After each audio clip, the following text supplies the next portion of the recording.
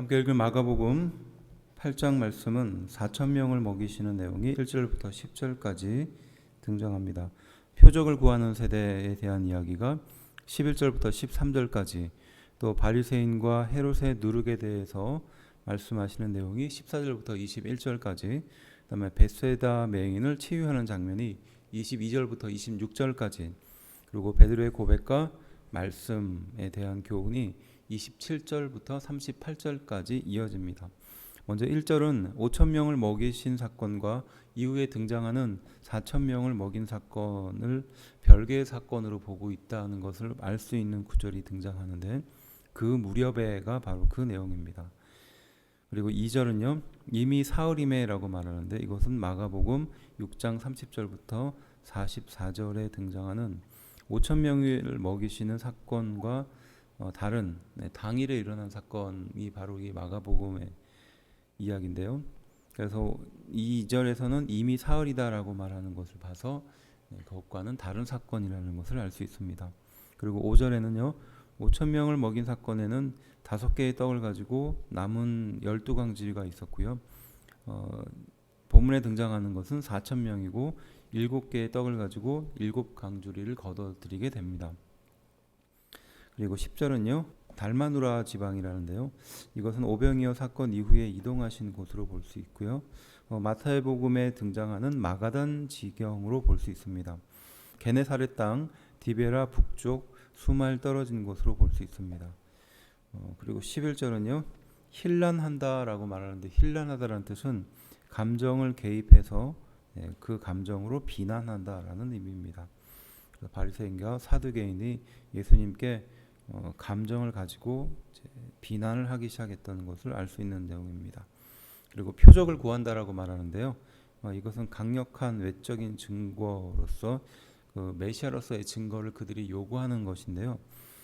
그래서 하늘로부터 오는 표적이라는 말인데, 이 하늘로부터 오는 표적을 실제로 구했다기보다는 예수님께서 그것을 보여주면 그것을 가지고 꼬투리를 잡으려고 했었던 것으로 볼 수 있습니다. 12절 표적을 주지 아니하리라 라고 말하는데, 이것은 강한 부정의 의미입니다. 히브리식 생략법으로 볼 수 있는데, 이 세대에게 표적이 주어진다면 나에게 저주가 임할 것이다, 이 말에 대한 표현법입니다.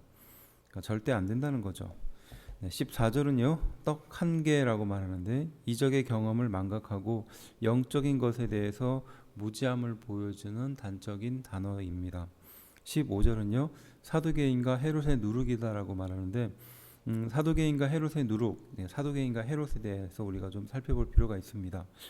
이들은 당시에 정치적인 영향력이 있었고, 또 현실주의자고, 또 헤롯 왕의, 그러니까 로마의 통치에 타협했던 사람들이라고 볼 수 있습니다. 그래서 형식주의고 세속주의며 또 영적인 각성이 없었던 사람의 대표자들이었습니다. 그리고 17절은요, 너희 마음이 둔하냐라고 말하는데요, 이것은 영적인 무지를 강조하는 말입니다.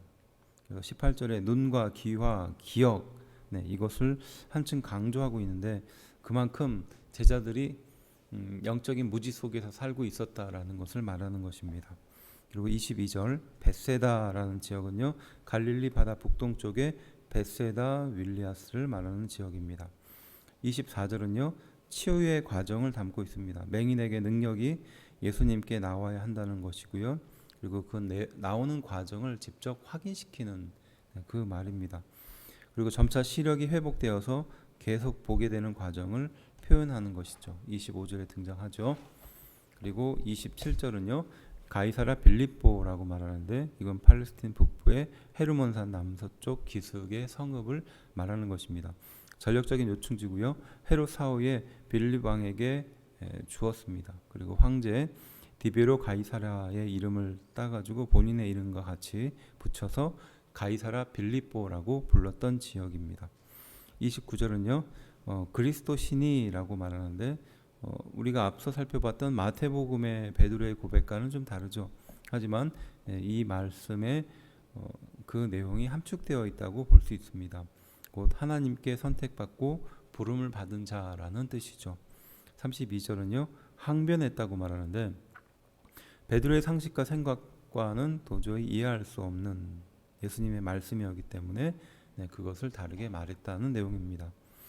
33절에 사단아 내뒤로 물러가라라고 말씀하신 것은 제자들을 꾸짖었다기보다는 그 배후에서 역사하는 사단에 대한 꾸짖음으로 볼 수 있습니다.